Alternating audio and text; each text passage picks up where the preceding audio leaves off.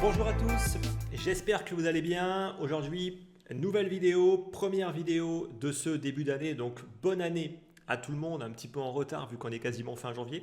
Bonne année à tout le monde, tous mes voeux pour cette nouvelle année qui s'annonce quand même assez prometteuse pour le marché des crypto-monnaies. Bon, 2024, ça a déjà été une excellente année, donc j'espère que vous avez quand même pu en profiter parce que franchement, ça a été une année autant excellente du côté des marchés financiers que du côté du marché des crypto-monnaies. Alors il faut toujours être prudent parce que quand les performances sont aussi bonnes, j'ai fait un petit peu moi le bilan par rapport à mon portefeuille financier qui est beaucoup plus basé sur une gestion passive, sur des ETF à thématique, donc des ETF Smart Beta.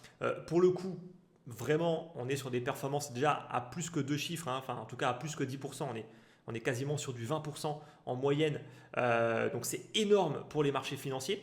Pour le marché des crypto-monnaies, on est bien au-deçà en termes de performance également. Donc, d'un côté, c'est bien. De l'autre, ça ramène aussi un peu de prudence. Il faut se dire, attention, on est quand même sur des très très grosses années. Historiquement, ça ne dure pas très longtemps en général quand on a comme ça en fait des années avec autant de performance. Donc, il faut quand même faire un petit peu attention. Mais c'est vrai que pour l'instant, 2025, ça s'annonce quand même plutôt bien. Donc, il faut être capable d'en profiter. Il faut aussi être capable de garder un petit peu les pieds sur terre et d'être assez prudent également sur les prochaines années. Je ne dis pas forcément pour 2025, mais pour les prochaines années. J'ai donc titré est-ce que 2025 sera l'année de l'exubérance entre le Bitcoin et bien évidemment la politique de Trump qui va être mise en place. On verra exactement qu'est-ce qui sera mis en place, mais on en parlera dans cette vidéo. Il va falloir faire attention. Je pense que d'un côté, ça va être une opportunité pour gagner de l'argent, mais de l'autre, il va falloir également être prudent et essayer quand même de garder un peu les pieds sur terre parce que je trouve qu'il y a beaucoup d'euphorie par rapport à l'arrivée de Trump et je pense qu'il va falloir rester le plus rationnel possible parce que oui, il y a des choses qui peuvent être bien, il y a des choses qui le sont beaucoup moins d'un point de vue économique et il y a aussi beaucoup de choses qui peuvent amener beaucoup de dangers. Donc, prudence quand même. En tout cas, je parlerai un peu de tout ça dans cette vidéo. Avant de commencer, j'ai prévu donc qu'on va faire surtout l'analyse du Bitcoin. On fera un petit peu d'analyse on-chain et après, je parlerai un petit peu donc de la politique de Trump, tant du côté de ce qu'il a prévu et de ce qu'il a dit qu'il ferait par rapport aux cryptos que par rapport au marché financier parce qu'il y a une corrélation aujourd'hui entre la trade fee et le monde des crypto-monnaies parce que tout simplement, il y a de plus en plus d'investisseurs institutionnels qui se positionnent sur le marché des crypto-monnaies. Et donc, ce qui se passe dans la trade fee c'est finance traditionnelle, aura bien évidemment un impact sur le marché des crypto-monnaies. Il ne faut pas le nier, il ne faut pas croire en fait que les deux marchés sont complètement décorrélés. Il peut y avoir une décorrélation à certains moments, mais in fine, je pense que si jamais en fait il y a des choses qui venaient à déraper, à mon avis, il y aura une corrélation globale qui va se mettre en place sur l'ensemble des différents actifs, autant de la trade fee que des crypto-monnaies. Donc avant de commencer, j'enverrai donc ma prochaine lettre d'investissement qui va partir fin de semaine prochaine. Donc si vous voulez recevoir la version gratuite, le lien il est en description. Je rappelle également que je gère un fonds d'investissement dans les crypto-monnaies, fonds d'investissement qui est régulé en Europe. Donc si vous voulez vous exposer à une stratégie active qui a pour ambition et pour objectif d'être exposé au marché des cryptos, mais avec un risque beaucoup plus contrôlé. Et ça reste une stratégie qui surperforme le marché des crypto-monnaies dans son ensemble depuis son lancement, donc depuis maintenant plus de 4 ans. Eh ben, allez-y, donc le lien également du site de mon fonds est en description. Vous pourrez vous inscrire, recevoir notre fact sheet. Il y a un peu de délai, il y a un petit peu d'attente quand même pour la partie onboarding parce qu'on a beaucoup de demandes et beaucoup de dossiers à traiter et qu'il y a quand même pas mal de paperasse avec toute la partie réglementation, KYC, AML. Donc ça prend un peu de temps, donc il y a un peu d'attente. Mais pour moi, le timing reste idéal. On est dans une phase de stabilisation. Il y a encore, à mon avis, beaucoup à venir chercher en termes de performance sur l'année 2025. Donc, de mon point de vue, ça reste quand même une très bonne période pour se positionner. Donc, c'est à partir d'un ticket de 50 000 euros. Donc, si ça peut vous intéresser, écoutez, allez-y. Le lien du site est directement en description. Ceci étant dit, on attaque cette vidéo. On va bien évidemment parler principalement du BTC. Donc le Bitcoin qui est depuis maintenant plus de 2 mois dans une structure de consolidation.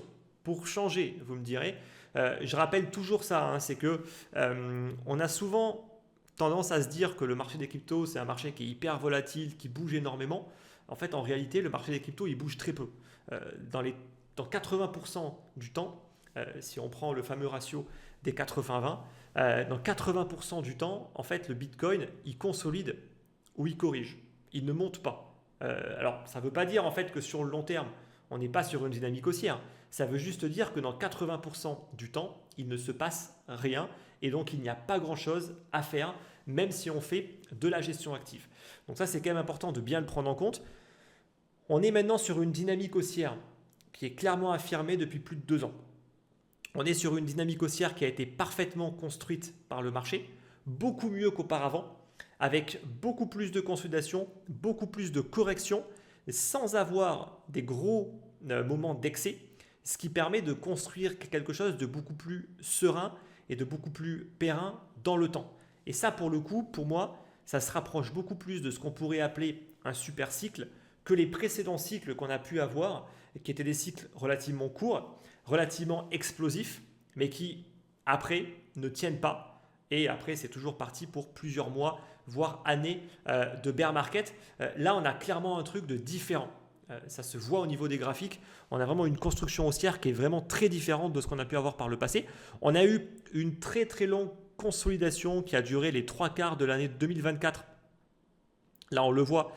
Voilà, les 3/4 de l'année 2024, ça a été de la consolidation. Donc, ça a été vraiment, on va dire, un challenge pour ceux qui font de la gestion active de ne pas se faire massacrer. Parce que même si on a un Bitcoin qui a une performance qui est supérieure à 100% sur l'année, en réalité, tout s'est joué sur la hausse de janvier-février et la hausse de novembre. Et grosso modo, il y a énormément de stratégies, et notamment de stratégies algorithmiques, qui en fait ont des performances qui sont catastrophiques parce que tout simplement, on a eu tellement de consolidation et tellement en fait de faux signaux que ça reste quand même très très compliqué. Nous, au niveau du fond, on s'en est quand même vraiment plutôt bien tiré. On est largement au-dessus du panier par rapport aux autres sur des stratégies actives. Voilà. Mais en tout cas, ça a été vraiment une année quand même extrêmement challenging, j'ai envie de dire, parce qu'il y a eu beaucoup de consolidation. On aurait pu se dire qu'après autant de consolidation, on allait vraiment avoir une grosse phase explosive. Au final, absolument pas. On a eu certes une cassure d'ATH. On est venu titiller dans la zone des 100. Mais pour l'instant, honnêtement, on est sur une petite hausse de 30% tout au plus. On n'est même pas venu chercher la zone des 85 au niveau du RSI, qui était une zone quand même d'excès qu'on est venu chercher à chaque fois, notamment ici, ici et ici, avant qu'on ait quand même des premiers niveaux de retracement. Donc on n'a pas vraiment été chercher des gros niveaux d'excès, mais on a déjà une autre belle phase de correction où le RSI est revenu chercher sur la zone des 50. Donc ça veut dire quoi? Ça veut dire qu'on a une structure qui a correctement consolidé, qui a suffisamment corrigé pour être capable de nous emmener sur une nouvelle impulsion.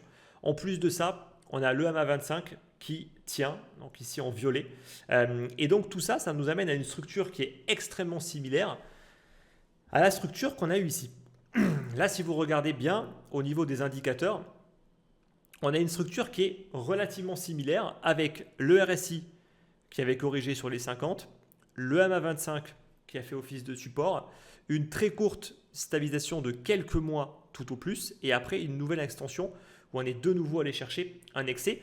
Moi, je trouve qu'on a vraiment une configuration très similaire à ce qu'on a pu avoir ici avec de nouveau, pareil, le retracement sur le MA25 plus ici le retracement au niveau du RSI 50. Donc honnêtement, on a une structure qui, de mon point de vue, est relativement mature maintenant pour repartir sur une nouvelle accélération. Donc, moi, je garde clairement un biais haussier. Même si pour l'instant, on a un double top qui commence à se former ici avec la zone, là en zoomant un petit peu, avec la zone des 106 qui pour l'instant fait office de zone de résistance. Et tant que cette zone ne sera pas cassée une bonne fois pour toutes, on reste dans une structure de correction et on pourrait très bien revenir chercher une nouvelle fois dans la zone des 100, voire la zone des 95 pour revenir faire peur un petit peu au marché, un petit peu sur un effet où voilà, il y a eu une grosse anticipation avec l'arrivée de Trump. Maintenant que Trump est au pouvoir, bien évidemment, il va y avoir une déception. C'est souvent comme ça, il y a toujours une déception entre ce qu'on imagine et toutes les anticipations qui sont faites et le réel. Et donc, au moins une petite correction. Peut-être revenir titiller de nouveau vraiment la zone des 50, revenir chercher encore une fois le MA25 jusque dans la zone des 94-95. Honnêtement, ce serait vraiment pas surprenant et ça correspondrait vraiment à un niveau d'achat extrêmement intéressant. De venir se positionner ici par exemple avec un stop qui pourrait être placé sur ce niveau-là. En tout cas, faire extrêmement attention à la cassure de l'EMA25 et notamment ensuite de la zone des 92 qui reste une zone qui a bien tenu. Mais attention, on pourrait venir chercher une petite mèche ici pour vraiment venir faire peur au marché. Je suis même assez surpris pour être honnête, qu'on n'ait pas eu ce mouvement-là jusqu'à présent. Moi, c'est ce que j'ai joué. J'ai vraiment joué cette petite panique en venant casser de manière temporaire la zone des 90 pour venir chercher dans la zone au moins la zone des 85, voire la zone des 80. C'est pas ce qu'on a eu. Donc dommage pour moi parce que pour le coup, c'est ce que j'avais joué en m'étant allégé dans cette zone-là pour pouvoir recharger ensuite sur ces zones-là. Ça ne veut pas dire qu'on ne l'aura pas. On peut toujours, de mon point de vue, avoir un petit peu cet effet de retour à la réalité. Et au final d'une déception qu'en fait à court terme il ne va pas se passer grand chose par rapport à la politique de Trump, que ça va quand même prendre du temps pour que les choses puissent vraiment changer au niveau des cryptos et donc provoquer cette petite vente classique voilà, on achète la rumeur et on vend la news quoi, grosso modo. C'est vraiment le truc classique, donc j'espère qu'on l'aura. Parce que franchement, ça va nous offrir une nouvelle opportunité pour pouvoir encore plus prendre de risques. Mais ça reste possible qu'en fait on tienne et qu'on consolide. Et notamment sur du court terme, honnêtement, on peut très bien tenir. Pour l'instant, on le voit que c'est bien soutenu par le MA13 et la 25 ici. On pourrait très bien continuer de ranger dans cette zone-là encore un petit moment avant le fameux breakout. Dans tous les cas, moi, je conserve sur du moyen terme un biais relativement haussier. Il n'y a pas de raison fondamentale d'être baissier. On peut faire un petit peu attention et essayer de profiter de phases de correction, mais de mon point de vue, il n'y a pas de raison particulière d'être particulièrement baissier. Je vois pas mal de personnes qui commencent déjà à parler de top de marché. Moi, je suis désolé, mais la configuration technique qu'on a n'est pas une configuration de top de marché. Ici, pour l'instant, honnêtement, on n'a pas une configuration non plus de top de marché. On est plus sur une configuration de stabilisation plutôt que de top. Et surtout, parler d'un top alors qu'au niveau du RSI, là, on est à peine à 70. On est tout juste à 70. On n'est même pas venu chercher des vrais niveaux d'excès au niveau des taux de financement. Ils sont même pas à l'équilibre. On est légèrement négatif. Donc, moi, j'ai jamais connu un top de marché quand les taux de financement n'étaient pas au moins à 0,2 voire à 0,3. Là, ils sont carrément même pas à l'équilibre, ils sont en dessous. Ça veut dire qu'il y a quand même énormément de personnes qui sont short, qui sont vendeurs. En général, ce n'est pas une caractéristique de top de marché. Donc, en tout cas, pour l'instant, de mon point de vue, on n'est clairement pas sur un top. Et je pense que justement, le marché devrait, en tout cas, ce serait pas mal, qu'ils viennent faire peur, qu'ils viennent faire confirmer à ceux qui pensent qu'on est sur un top qu'ils ont raison. Et donc, ils vont probablement prendre encore plus de positions vendeuses si jamais on revient titiller notamment sur cette zone-là, et encore plus si on vient chercher une accélération dans cette zone-là. Et là, on est sur une zone d'achat qui, à mon avis, peut être vraiment exceptionnelle. Encore une fois, si on l'a, ce n'est pas du tout certain qu'on l'ait. Et je rappelle que le marché a toujours fait preuve de beaucoup de résilience et qu'on n'a pas toujours eu les excès souhaités. Donc, ce n'est pas du tout certain, mais en tout cas, il faut s'y préparer. Moi, c'est pour ça que, d'un point de vue perso, et c'est ce que je partage également dans ma communauté privée, pour l'instant, moi, je suis un petit peu sorti du marché.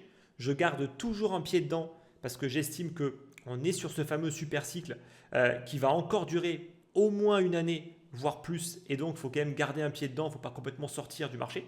Par contre, j'allège parce que vraiment, je me dis, je ne serais vraiment pas étonné qu'on aille chercher une vraie correction et qu'on aille venir faire peur un petit peu à toutes ces personnes qui hold de manière assez avec beaucoup d'assurance, venir un petit peu leur faire tester un petit peu leur résilience et leurs émotions. Le marché a souvent fait ça, donc je ne serais vraiment pas étonné qu'on vienne chercher et je suis sûr que si on vient ici, ça va commencer à paniquer sévère. Voilà.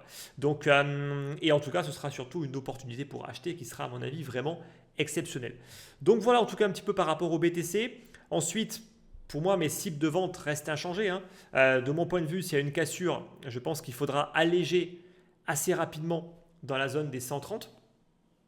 De nouveau, sur une impulsion supplémentaire de 15 à 20%, je pense qu'il faut assez vite commencer à alléger. Et ensuite, l'objectif pour moi sera de vraiment aller chercher des niveaux d'excès dans la zone des 175 jusqu'au 225.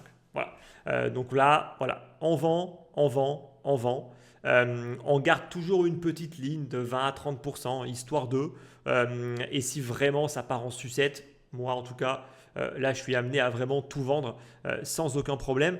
Encore une fois, j'y crois pas. Parce que historiquement, là, depuis 2 ans, le marché nous a montré qu'on a eu très très peu de vraies phases d'excès parce qu'il y a tout le temps beaucoup de ventes. Et donc je pense que c'est ce qui va se passer.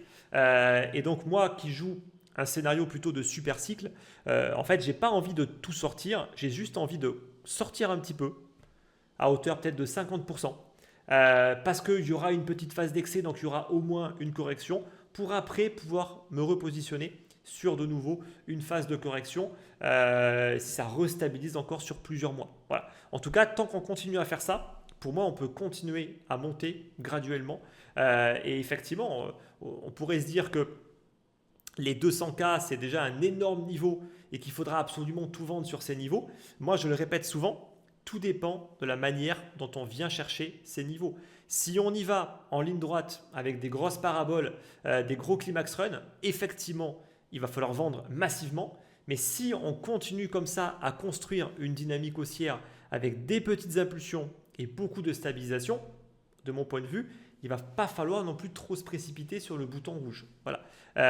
Donc, en tout cas, c'est ma manière de gérer un petit peu cette phase haussière qui, pour l'instant, vraiment, de mon point de vue, correspond à ce fameux super cycle. Super cycle qui ne sous-entend pas que ça va monter en ligne droite jusqu'à $1 million. Ah, c'est absolument pas ça. Enfin, en fait, un super cycle, pour moi, c'est plus compliqué à gérer parce que justement, ça ne monte pas en ligne droite. Ça veut dire que ça va toujours monter, mais dans la durée. Et la durée, c'est la pire des choses pour les investisseurs parce que l'être humain est toujours impatient. Et l'être humain va toujours préférer une grosse bulle avec une grosse hausse parabolique parce que là, on va gagner plein d'argent sur du court terme à quelque chose qui va prendre beaucoup plus de temps et dans laquelle il y aura pratiquement que de la consolidation. Et ça, honnêtement, ce sera beaucoup plus dur. Et en fait, super cycle ne veut pas dire que beaucoup de personnes vont gagner beaucoup d'argent. Loin de là. De mon point de vue, en fait, super cycle, ça veut dire qu'il n'y a pas beaucoup d'argent, pas beaucoup, de personnes qui vont gagner beaucoup d'argent. Mais ceux qui vont être capables, par contre, de correctement tenir leur position et de correctement gérer cette phase vont par contre être amenés à pouvoir gagner vraiment beaucoup d'argent. Mais comme l'être humain est toujours impatient, il va toujours se prendre des gamelles dans les phases de consolidation. Et bien pour le coup, ce n'est pas toujours mieux parce que cette notion de super cycle, c'est sûr que quand on le dit, on a l'impression que waouh, on va gagner plein d'argent. Mais en fait, en réalité, de mon point de vue, c'est beaucoup plus dur à gérer. Donc, ça sous-entend qu'il y en a beaucoup qui ne vont pas gagner beaucoup d'argent. Voilà. Donc voilà, en tout cas, un petit peu par rapport au BTC. Et également, surveiller le RSI. Hein. Dès qu'on est au-dessus des 80, encore une fois, voilà, on peut commencer à vendre, on peut commencer à alléger parce que ça sous-entend qu'on va commencer à être sur des niveaux d'excès. 85, il faut vraiment commencer à vendre. 90, vendez massivement. Voilà. Mais encore une fois, c'est vraiment pas certain qu'on vienne chercher sur ces niveaux-là. Si on regarde rapidement les indicateurs fondamentaux, moi il y a juste 2 indicateurs que je vais vous présenter aujourd'hui. J'en présente davantage, notamment dans mes lettres d'investissement. Donc le lien, il est toujours en description si vous êtes intéressé. Là, on a notamment la courbe donc le realized price. C'est le prix réel en fait d'achat des investisseurs de court terme. En fait, c'est la moyenne. En gros, c'est la moyenne d'achat des investisseurs de court terme. Donc, ça veut dire que si on est au-dessus, les investisseurs de court terme, ils sont en plus-value. Si on est en dessous, ils sont en perte parce que tout simplement, la moyenne d'achat des investisseurs de court terme, forcément, si on est en dessous, ça veut dire que la moyenne est en perte. Donc, dans une dynamique haussière, en général, elle est soutenue par les investisseurs de court terme. Et donc, pour tout simplement qu'ils soutiennent le prix, il faut qu'ils gagnent de l'argent. Parce que, en règle générale, si on perd de l'argent, on n'est pas trop tenté pour en remettre et ça n'incite pas non plus les autres à venir acheter.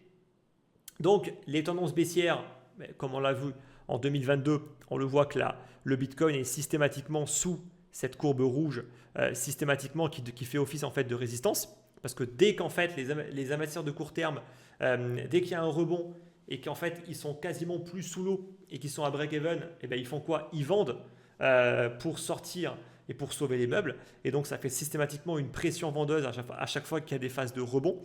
A contrario, dans les phases haussières, c'est un niveau de support. Alors il y a eu quelques petits moments où on est quand même passé en dessous. Mais vous voyez qu'on n'y est jamais resté très longtemps et on ne s'est jamais vraiment non plus trop éloigné de ce niveau-là. De nouveau là, on est largement au-dessus et pour l'instant, on est sur une courbe qui est à 90 000. Encore une fois, la zone des 90 000, c'est un gros niveau de support. Ça ne veut pas dire qu'on n'ira pas brièvement en dessous. On peut largement venir en dessous. Mais en tout cas, ça sous-entend quand même que pour l'instant, on est vraiment sur une belle dynamique haussière. Il peut arriver qu'on oscille autour de cette courbe rouge. Par contre, si on s'écarte de manière conséquente, comme ça a été le cas ici, là, vous voyez que là, on était quand même relativement écarté entre un prix qui était à 73 000 $ et le prix moyen d'achat qui était à 55 000.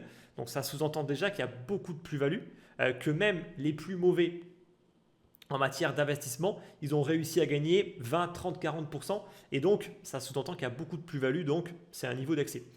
C'était pareil pour le coup ici. Là, on le voit que l'écartement, il a commencé à exploser. Vous voyez, sur ces niveaux-là, on était quasiment sur un x2.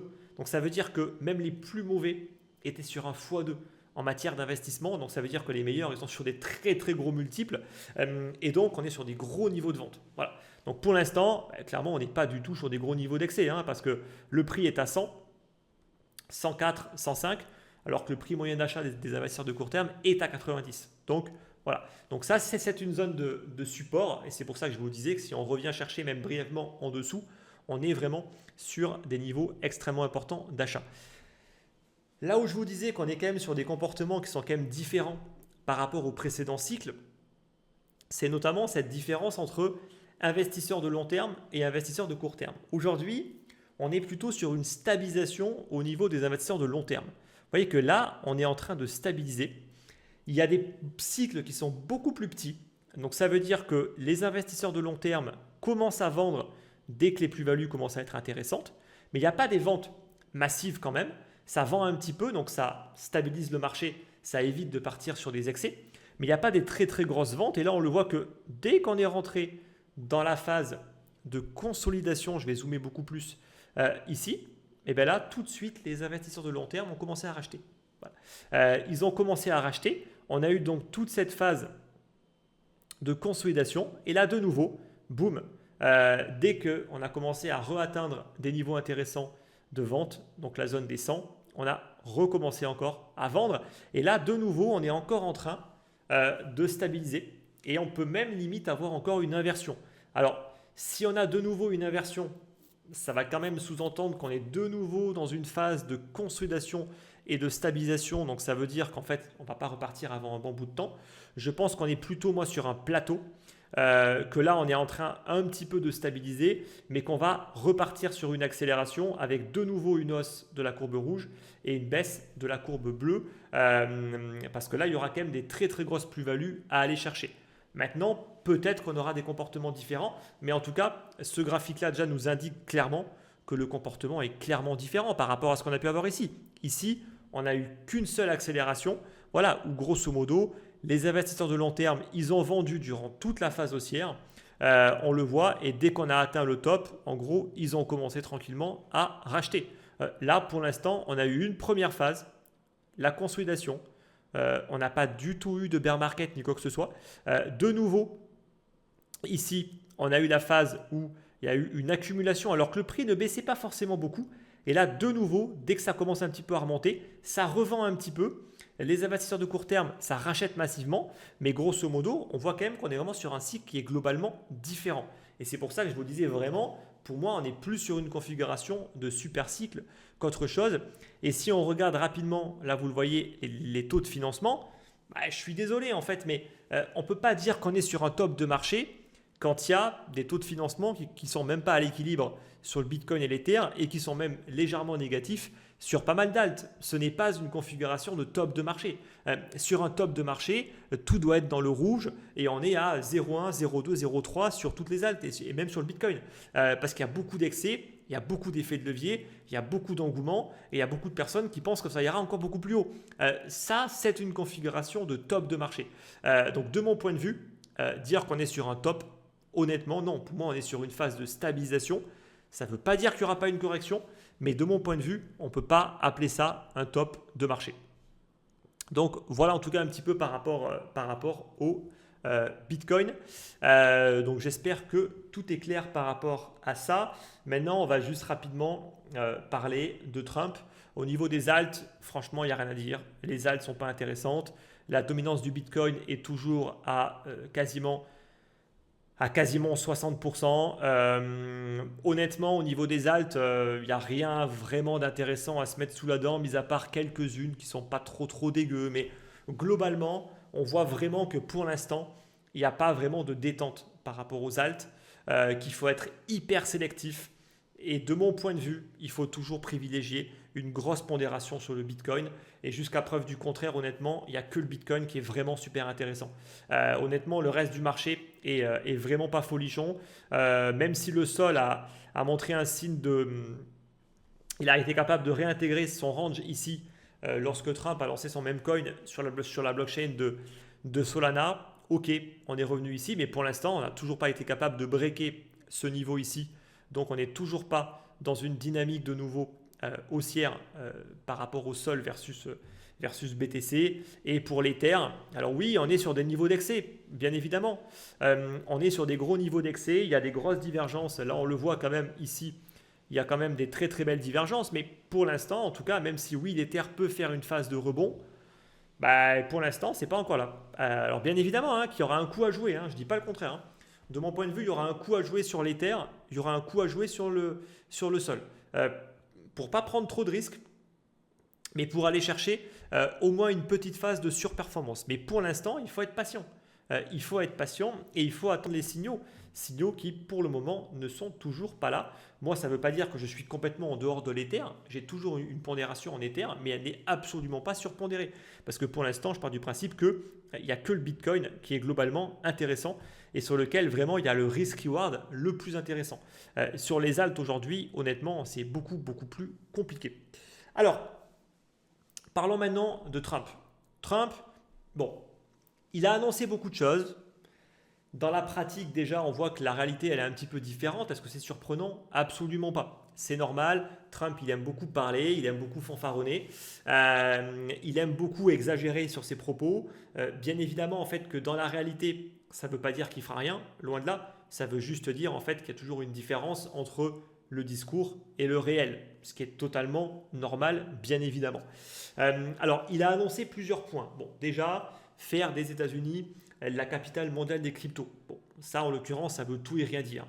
En fait, ça fait juste plaisir de l'entendre, mais dans les faits, ça veut dire quoi? On ne sait pas. On ne sait pas exactement qu'est-ce qu'il a vraiment prévu pour que ça puisse arriver. Si ce n'est constituer une réserve stratégique de Bitcoin, bon, ce qui se dit en l'état actuel des choses, c'est que, en gros, ils utiliseraient les Bitcoins des saisies judiciaires pour créer une réserve. Donc ça ne sous-entend pas grand-chose parce qu'en réalité, les Américains, ils possèdent depuis des années maintenant, notamment les bitcoins de l'affaire Silk Road, ils ne les ont pas vendus pour autant. Donc on pourrait très bien dire que c'était déjà une réserve. Alors ils auraient pu les vendre pour le coup. Mais en l'occurrence, ça ne sous-entend pas qu'ils vont acheter. D'accord. Donc si déjà ils ne font qu'une réserve constituée de stocks de bitcoin qu'ils vont juste récupérer, je suis désolé en fait, mais au niveau du prix, ça ne va absolument pas augmenter le nombre d'achats et donc son prix. Ok, il y aura juste une politique différente par exemple de l'Allemagne qui elle a vendu tous ses bitcoins, donc ce qui est déjà une première étape, mais on est très loin par exemple d'un État comme le Salvador qui achète sur le marché directement des bitcoins pour se constituer une réserve. D'accord. Alors le Salvador le fait, mais à une échelle qui est tellement petite qu'en vrai, ça n'impacte absolument pas le marché. C'est certain que si les Américains acheter par exemple pour 1, 2, 3, 4 milliards de Bitcoin chaque année, là oui, là ça enverrait vraiment un signal au marché.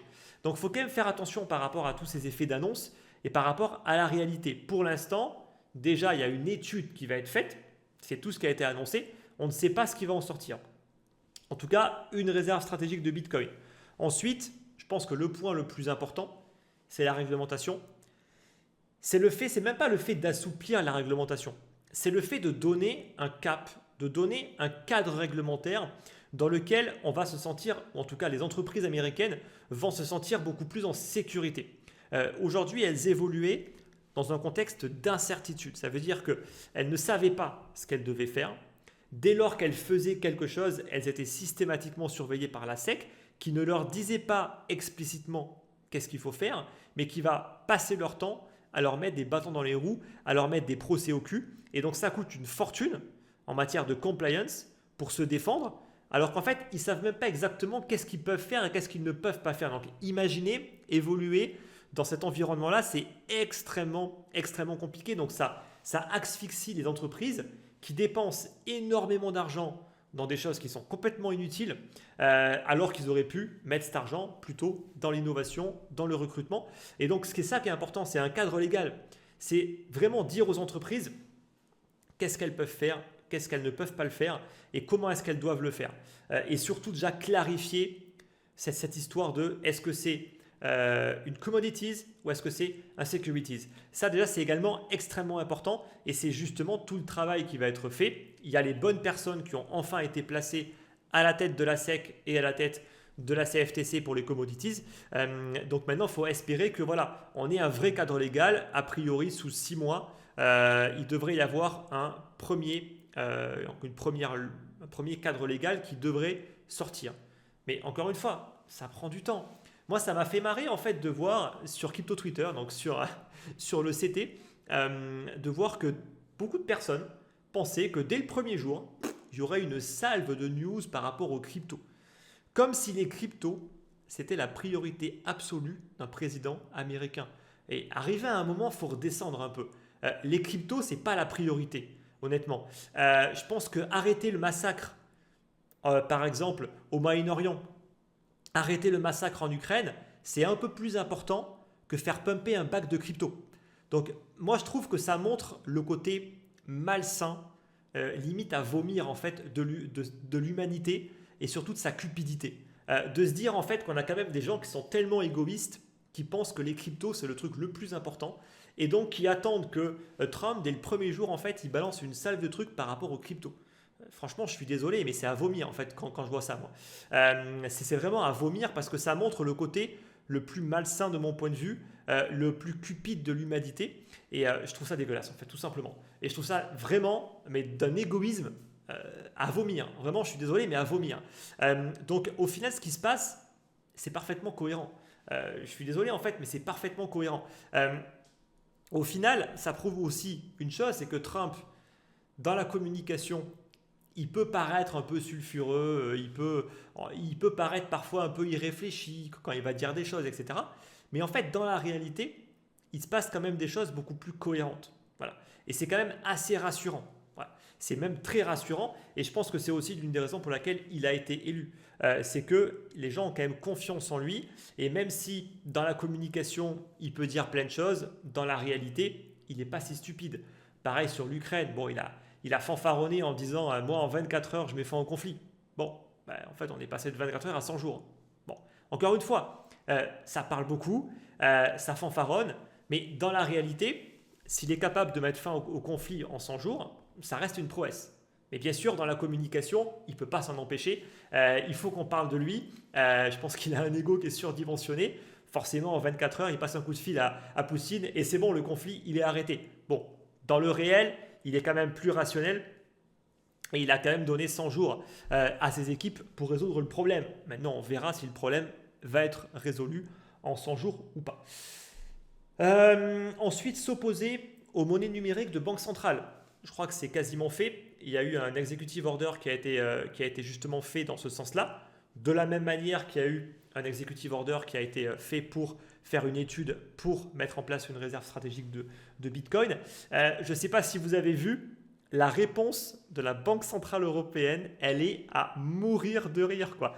Donc la Banque Centrale Européenne, pour essayer de concurrencer tout ce qui est en train de faire Trump au niveau des cryptos, elle a juste réaffirmé le besoin que l'Europe avait définitivement besoin des CBDC et d'un euro numérique. Non mais c'est à mourir de rire. En fait, j'ai l'impression qu'ils sont totalement perchés et totalement déconnectés. C'est-à-dire que d'un côté, on a Trump qui va mettre un cadre légal, qui va déréglementer clairement le marché des crypto-monnaies, qui vient de définitivement enterrer, au moins pour les 4 prochaines années, le quelconque projet de dollar numérique qui aurait pu être émis par la Banque centrale. Donc c'est définitivement enterré. Et qu'est-ce que fait l'Europe pour réagir? Elle réaffirme que non, il faut l'euro numérique, il faut justement les CBDC. Non mais c'est à mourir de rire. Franchement, encore une fois, l'Europe, elle n'aura que ce qu'elle mérite. Là, je suis désolé, je suis peut-être français d'origine, mais aujourd'hui, moi, j'ai plus rien en rapport avec l'Europe dans les idées. Vraiment, j'ai plus rien qui va en fait dans le sens de ce que fait l'Europe. C'est à mourir de rire en fait avec un regard extérieur, c'est à mourir de rire. Donc honnêtement, l'Europe, elle n'aura que ce qu'elle mérite par rapport à ça. Et s'ils se font mais complètement massacrer par les Américains, par les Chinois, par l'Inde et par les autres pays émergents, eh ben, ce sera bien fait pour elle. Parce que honnêtement, elle l'aura vraiment bien cherché. Et ensuite, donc, créer un conseil consultatif sur les crypto-monnaies. Donc là, c'est plus pour la partie également réglementaire. Donc en fait, pour l'instant, dans les mesures concrètes, on ne sait pas encore exactement qu'est-ce qu'ils vont nous pondre. Voilà. Alors bien évidemment, ça risque quand même d'aller dans le bon sens. Et pour quelles raisons est-ce que je suis quand même relativement optimiste pour 2025 et pour quelles raisons ça va aller dans le bon sens? Trump, s'il a été élu, c'est en partie grâce au secteur des crypto-monnaies. Donc, il ne faut quand même pas oublier, hein, Trump, lors de son premier mandat, le Bitcoin, pour lui, c'était un scam. Voilà, c'était une arnaque. Il n'y avait que le dollar.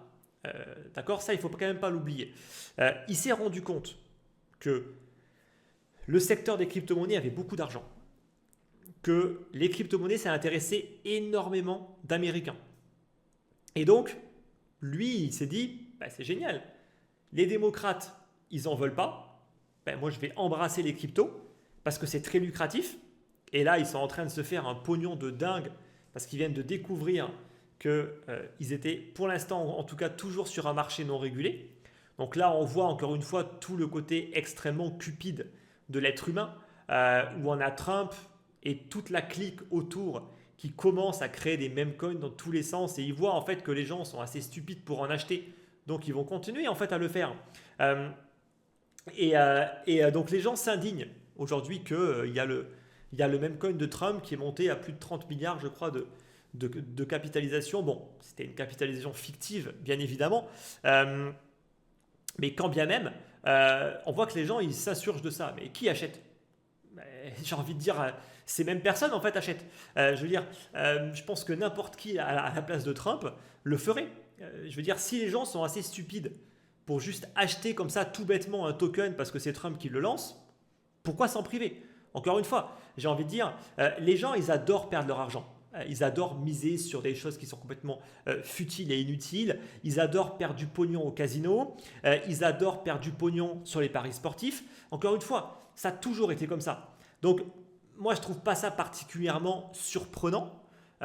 Ça montre par contre, bien évidemment, que le niveau sur les cryptos, il est quand même assez bas.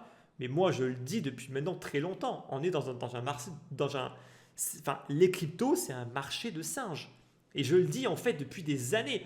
Quand je dis en fait que pour gagner de l'argent dans ce marché, il ne faut pas perdre son temps sur le fondamental. À chaque fois, on me dit, mais tu racontes n'importe quoi. Vous croyez vraiment en fait qu'il y a un quelconque fondamental sur toutes les conneries en fait que ces hommes, que ces politiques sont en train de faire? Vous croyez en fait que tous les meme coins et tout ce qui s'est passé sur les meme coins, il y avait un quelconque fondamental derrière? Les projets qui ont le mieux fonctionné, vous croyez qu'il y a un quelconque fondamental derrière?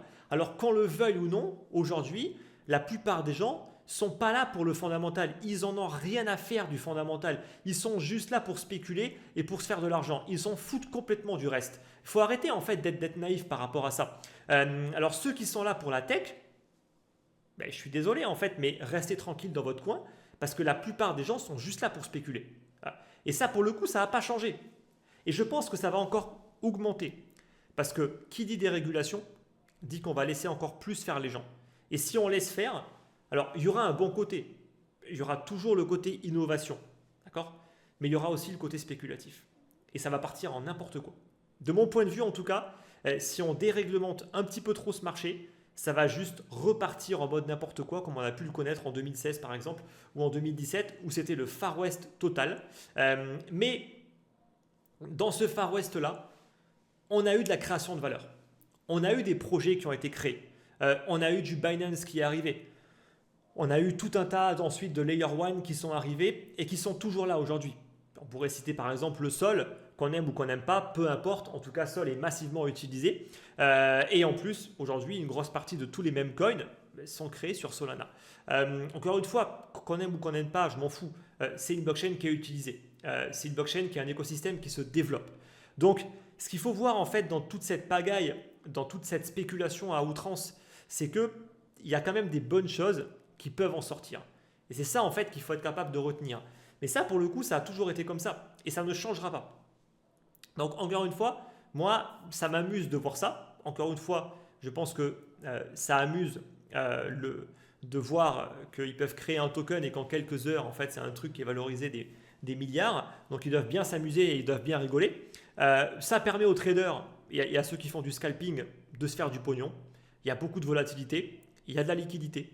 Donc, on peut trader. Je connais des personnes qui ont gagné beaucoup d'argent sur le Trump, sur le Melania et sur les autres mêmes coins de merde qui ont été créés. Alors après, il y a tous ceux qui en ont acheté en mode je vais holder et qui après se plaignent parce que c'est retombé. Encore une fois, je veux dire, à quel moment est-ce qu'on va acheter ça alors que ça a déjà une market cap à plusieurs milliards sur du long terme? Enfin, je suis désolé en fait, mais soit vous spéculez correctement, soit vous achetez des projets qui ont des vrais fondamentaux sur du long terme. Mais on ne peut pas acheter des projets de merde sur du long terme. Ça paraît logique, mais je préfère le redire en fait, parce que honnêtement, je trouve ça relativement surprenant. Pareil, il y a d'autres personnes de l'équipe de Trump qui ont créé leur même coin, qui après ont tout revendu, et puis les gens s'indignent. Mais vous êtes sérieux ou quoi? Vous vous indignez en fait de quoi? Vous croyez qu'il allait se passer quoi en fait? Enfin, arriver à un moment, pourquoi ces personnes créent ces tokens? Pour se faire du pognon. Voilà. C'est pas juste pour avoir leur token, avec leur nom de marqué dessus. Non, c'est pour se faire du pognon. Voilà, c'est juste pour ça. Voilà. Donc ça, il faut quand même pas l'oublier. Et ils ont raison de le faire. Et j'ai envie de dire, ils ont raison de le faire. Et si il y a des personnes qui se font avoir encore avec ces conneries, et bien encore une fois de plus, vous avez qu'à, ces personnes-là ont qu'à s'éduquer correctement et ils ont qu'à arrêter en fait de jouer au loto. De mon point de vue, en fait, sur le Trump, le Melania et tous les mêmes coins qui ont été créés, ceux qui gagnent beaucoup d'argent, ce sont les créateurs et tous ceux qui sont derrière, parce qu'il y a un délit d'initié de malade à mon avis là derrière. Encore une fois, rien de nouveau sous le soleil, même sur la finance tradie avec toute la réglementation, le délit d'initié, c'est quelque chose de bien connu. Il suffit juste en fait de regarder le portefeuille par exemple de Nancy Pelosi pour savoir qu'en fait c'est un des meilleurs traders de Wall Street. Donc encore une fois, ils ont les infos. Ils savent en fait sur quoi est-ce qu'il faut se positionner avant tout le monde, malgré que ce soit un marché qui est extrêmement réglementé. Donc imaginez sur les cryptos. Mais je veux dire, ils doivent s'en donner à cœur joie de se dire, mais on peut leur faire du délit d'initié dans tous les sens. En fait, en réalité, on n'est même pas, on va même pas être inquiété vu que c'est un marché qui n'est pas régulé. Donc, ils s'en privent pas. Encore une fois, soyez pas naïfs par rapport à ça. Je veux dire, ça paraît tellement évident. Encore une fois, moi, ça me paraît tellement évident que je ne comprends pas en fait comment les gens peuvent encore être surpris par rapport à ça. Bref. Donc voilà un petit peu par rapport à tout ça. Maintenant, on va juste finir. Non, en fait, on est déjà sur 45 minutes, donc je vais abréger par rapport à la vidéo. Donc, encore une fois, par rapport à la politique de Trump, on va juste finir là-dessus. Il a dit beaucoup de choses qui sont très contradictoires, même d'un point de vue économique. D'un côté, il veut baisser les impôts. D'un côté, il veut déréglementer, ce qui est positif, d'un point de vue économique et pour la bourse également, c'est très positif pour les entreprises. Mais de l'autre côté, il veut mettre des gros droits de douane et il veut freiner massivement l'immigration. Tout ça, en fait, ça va complètement en contradiction. L'immigration, ça permet d'avoir quand même une manœuvre pas chère, ce qui aide beaucoup les entreprises. Ça permet également d'éviter d'avoir une inflation trop forte, parce que si jamais on n'a plus d'immigration, ça veut dire qu'il faudra payer les gens plus cher pour faire des boulots en fait que les Américains ne veulent pas faire en l'état actuel des choses. Donc ça veut dire probablement plus d'inflation. De la même manière pour les droits de douane, c'est hyper inflationniste. Donc en fait, vous voyez que d'un côté, moi je pense qu'encore une fois, il y a beaucoup de blabla. C'est sa manière en fait de faire. Les droits de douane, apparemment, il devait les mettre de suite. Au final, il n'a rien fait du tout. La Chine n'a pas du tout eu ses 60% de droits de douane. Donc vous voyez qu'il y a toujours, on va dire, un énorme décalage entre ce qu'il dit et ce qu'il fait. Par contre, par rapport à l'immigration, il a l'air d'être quand même plutôt bien déterminé. Après, n'oublions pas une chose, Trump n'a pas les pleins pouvoirs. Hein. Il y a quand même des contre-pouvoirs, il y a une constitution, il y a la loi. Alors même si il est beaucoup mieux armé que la première fois, parce que là, pour le coup, il a les deux chambres qui sont avec lui, il ne pourra pas quand même non plus tout faire. Voilà. Donc il faut toujours un petit peu nuancer. Donc il y a quand même pas mal de choses qui sont un peu contradictoires par rapport à tout ce qu'il peut dire. Maintenant, il reste pro-business. Et donc je pense qu'il n'a quand même pas vraiment d'intérêt à vraiment impacter les entreprises. Et donc lui qui veut des taux qui sont plus faibles, lui qui veut une bourse qui monte, il va falloir qu'il se calme un petit peu au niveau des droits de douane, parce que sinon ça va être compliqué. Surtout que tous les autres sont déjà préparés. Je pense que les Chinois sont déjà parfaitement préparés. Ils savent exactement ce qu'ils doivent faire si jamais il veut augmenter les droits de douane. L'Europe, j'en ai aucune idée. J'espère pour elle qu'elle est quand même prête, même si elle va mettre des plombes à réagir. En tout cas, je pense que tout le monde est plus ou moins prêt. Donc, normalement, les choses devraient quand même plutôt bien se passer. Attention à la dérégulation et la déréglementation. Il veut déréglementer le secteur bancaire. Bon, la réglementation n'a pas toujours un côté uniquement mauvais. La déréglementation, ça permet aussi d'éviter les excès. Si on déréglemente le secteur bancaire, si on déréglemente les crypto-monnaies, de mon point de vue, ça veut dire qu'il y aura des excès, ça veut dire qu'il y aura une prise de risque beaucoup plus importante qui va être prise et donc, in fine, la possibilité d'avoir un crack.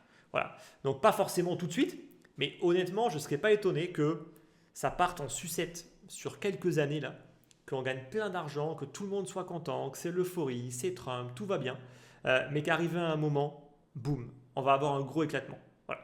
Donc moi, en tout cas, c'est ce que j'anticipe. Après, on verra ce qui va se passer de manière concrète, bien évidemment. Encore une fois, moi, je pilote toujours à vue. Donc on verra qu'est-ce qui va se passer de manière concrète, mais je ne serais pas étonné que s'il y a vraiment trop de dérégulation et que ça parte un peu trop en sucette. Honnêtement, que les choses se finissent mal. En tout cas, c'est toujours comme ça que ça se passe. Donc, c'est pour ça qu'il ne faudra pas être surpris. Voilà. Mais donc voilà, on verra bien. Encore une fois, on verra bien. Je n'ai pas envie de commencer à me lancer dans des prédictions inutiles. De toute façon, prédire ce que fera Trump de manière concrète, c'est impossible. Moi, je ne suis pas un insider, je n'ai pas les infos. Je ne m'y prêterai pas parce qu'il y a toujours une partie extrêmement aléatoire dans les propos en fait de Trump entre ce qu'il peut dire uniquement pour pouvoir ensuite négocier, ce qu'il peut dire et qu'il va réellement faire, et ce qu'il peut dire et qu'il ne pourra pas faire. Donc il ne faut quand même pas oublier, voilà, encore une fois, la différence entre la fiction et la réalité, elle est parfois relativement grande. Donc ça, il ne faut quand même pas l'oublier. Et par rapport aux cryptos, voilà, pour l'instant, moi je pense que ça reste quand même globalement très positif, notamment pour le Bitcoin. Pour les altcoins, c'est une toute autre histoire. Je pense qu'il faudra être beaucoup plus sélectif. Peut-être favoriser les altcoins uniquement américaines, mais ça on verra, je ferai une autre vidéo pour parler de ça, mais pour l'instant il y a encore trop de flou sur ce qui va être fait, donc ça sert à rien en fait de trop vouloir anticiper. Moi j'aime pas anticiper, il faut bien avoir un plan en tête bien évidemment, mais à trop vouloir anticiper, parfois en fait on passe son temps à devoir tout le temps réajuster, parce que bien évidemment on ne sait pas ce qui va se passer demain. Bref, j'espère que la vidéo vous a plu. Donc si vous avez des questions, des remarques, vous voulez débattre, comme toujours, c'est dans l'espace de commentaires. Et quant à nous, on se retrouve à très très vite pour une prochaine vidéo. Bye bye.